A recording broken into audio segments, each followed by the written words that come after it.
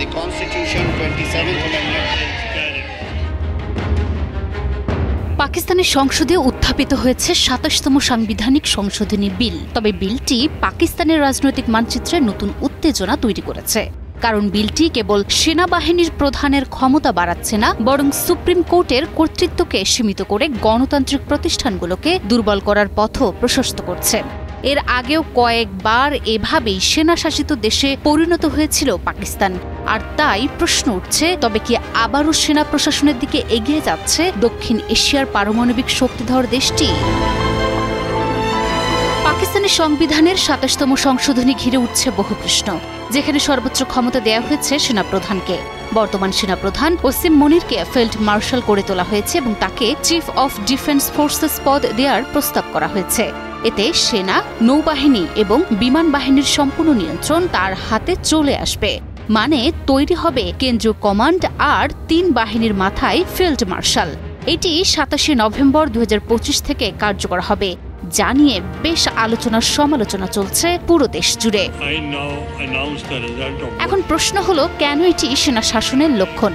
কারণ পাকিস্তানের ইতিহাসে সেনাবাহিনী ১৯৫৮, ১৯৭৭, ১৯৯৯ সালে ৩ বার সরাসরি ক্ষমতা দখল করেছে এবং দেশের অর্ধেক সময় সেনা শাসনের অধীনে ছিল। আর এখনকার পরিবর্তনগুলো সরাসরি সিভিলিয়ান সরকারের মুখোশে সেনাবাহিনীর নিয়ন্ত্রণের দিকেই নির্দেশ করছে। সমালোচকরা বলছেন, এটি সাংবিধানিক সেনা শাসন বা কর্পোরেট সেনাবাহিনীর রূপ দেবে, যেখানে নির্বাচিত নেতারা শুধু কাস্টমাইজড পুতুল হয়ে থাকবে। এদিকে বৈশ্বিক রাজনীতির অঙ্গনে পাকিস্তানের সবচেয়ে প্রভাবশালী আর গুরুত্বপূর্ণ ব্যক্তি হিসেবে এখন পরিচিত ফিল্ড মার্শাল আসিম মুনির। প্রতিরক্ষা ছাপিয়ে বিদেশ নীতিতেও যার রয়েছে বিস্তর প্রভাব। হোয়াইট হাউসে পাক সেনাপ্রধান মার্কিন প্রেসিডেন্টের একান্ত বৈঠকই এর উদাহরণ। আর তার মধ্যেই আলোচিত এই সেনাপ্রধানের ক্ষমতা সংবিধানের ২৭তম সংশোধনীতে আরও বাড়ছে। হিরন আরও মিনারেল ওয়াটার মাত্র ৫০ পয়সায় প্রতি লিটার। আর তাই বিশ্লেষকরা আরও একটি শঙ্কা করছেন, আর সেটা হলো পাকিস্তানের প্রধানমন্ত্রী শাহবাজ শরীফের বিপদ। পাকিস্তানের ইতিহাসে যে রাজনৈতিক নেতা সেনাকর্তাদের মাথায় তুলেছেন, কিছুদিনের মধ্যেই চরম বিপদে পড়তে হয়েছে তাদের। গত শতাব্দীর ৫০-এর দশকে সামরিক আইন জারি করে আইয়ুবকে মার্শাল ল অ্যাডমিনিস্ট্রেটর হিসেবে নিয়োগ করেন ইস্কান্দার মির্জা। কয়েকদিনের মধ্যেই ক্ষমতা হারিয়ে দেশ থেকে পালাতে হয় তাকে।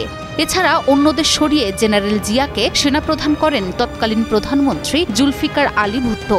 ক্ষমতায় এসে তাকেই প্রথমে ফাঁসিতে ঝোলান ওই সেনাশাসক। একই পরিণতির দিকে কি এগোচ্ছেন শাহবাজ? এই প্রশ্ন এখন ঘুরপাক খাচ্ছে। সব মিলিয়ে বিশ্লেষকদের শঙ্কা, সিদ্ধান্তটি বাস্তবায়িত হলে অভ্যন্তরীণ রাজনীতিতে সেনাবাহিনীর হস্তক্ষেপ আরও বাড়বে, যার কারণে ঝুঁকিতে পড়বে পাকিস্তানের গণতন্ত্র। বিশ্লেষকরা বলছেন, এতে করে কার্যকারিতা হারাবে রাজনৈতিক প্রতিষ্ঠানগুলো। তাছাড়াও প্রাদেশিক ক্ষমতা কেন্দ্রীভূত করা, নির্বাচন কমিশনের নিয়োগে সহজতা এবং সেনাপ্রধানের মেয়াদ ৫ বছর বাড়ানো সবকিছুই বিতর্ক সৃষ্টি করেছে। আর তাই এটি পাকিস্তানের ইতিহাসের সবচেয়ে বিতর্কিত সংশোধনীর তকমা পেয়েছে। Desk report, news 24।